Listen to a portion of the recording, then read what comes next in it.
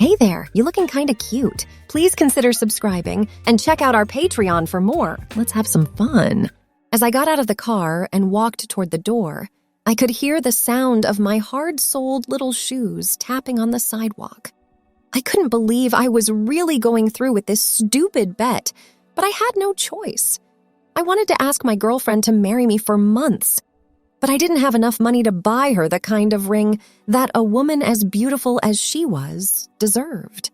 I saved for almost 6 months, but I didn't even come close to having what I needed. I would have to save for at least a year to have enough money for her ring, but I didn't want to wait that long to ask her to marry me. One of my coworkers told me that some of his college friends were playing poker. He went to the games sometimes, but not that weekend. To make a long story short, I lost all the money I had saved up for her engagement wedding ring and ended up owing money to several of the guys at the game before they cut me off. I was really upset because this game had cost me almost a year's worth of savings. 2 years. It would be 2 whole years before I could show my lovely Darlene that I wanted to be with her forever. Because I was sad, 2 of my biggest debtors found it easy to mess with me. They offered to pay off all of my debts and give me a way to get all of my money back, plus a little extra. Depending on how well I did, I might have even made enough to buy my rings. "How could I make it up to you? What do you want me to do?" I asked. They told me it's not much, just do a simple dare. I was very nervous when they told me what I had to do. I decided that I would do anything, even what they wanted, to get my money back. So that's how I ended up in this ridiculous situation, dressed like a schoolgirl. But the blouse wasn't that bad. It was made of cotton, not something like silk, but it was pretty puffy and had long sleeves with buttons that looked like pearls. The green and black plaid skirt went with the outfit, but that blouse had a big, loose bow at the neck that didn't match, and a matching bow in my previous blonde shoulder-length wig. My feet were dressed in knee-high socks and those little shoes with the taps. My creditors hired girls to help me out, and they did a great job on hiding my manly face. No one who didn't know me would have thought I was a guy with the wig, the embarrassing outfit, the fake eyelashes, the blush, and the coral pink lipstick.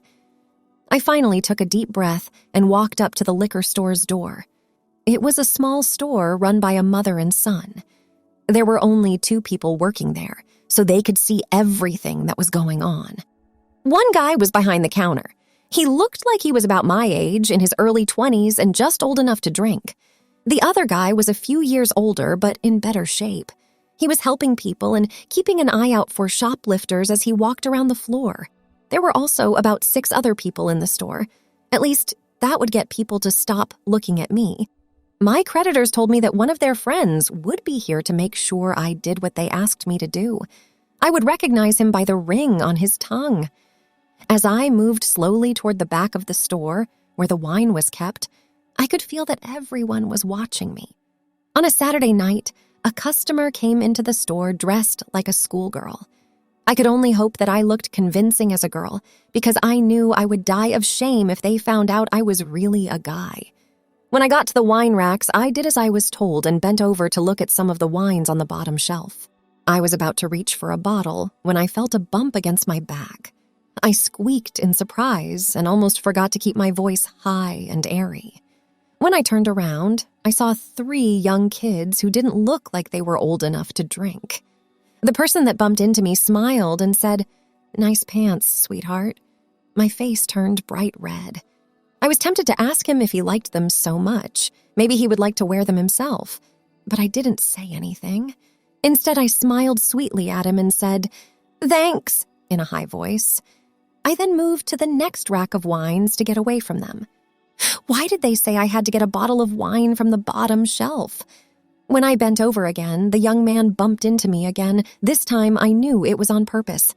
I was angry and scared at the same time. I didn't have the courage to talk to him because anything I said while I was in here could have given me away. I was also very embarrassed by the vague feeling that his rude move was in some way okay, because I seemed to be flirting with him. Lucky for them, a worker on the floor came over and asked these boys for ID. They gave some lame reason why none of them did. I went down 2 racks and knelt down one more time to look at a new batch of wines. I chose one and took it this time. I let out a small sigh of relief because that part of my assignment was done.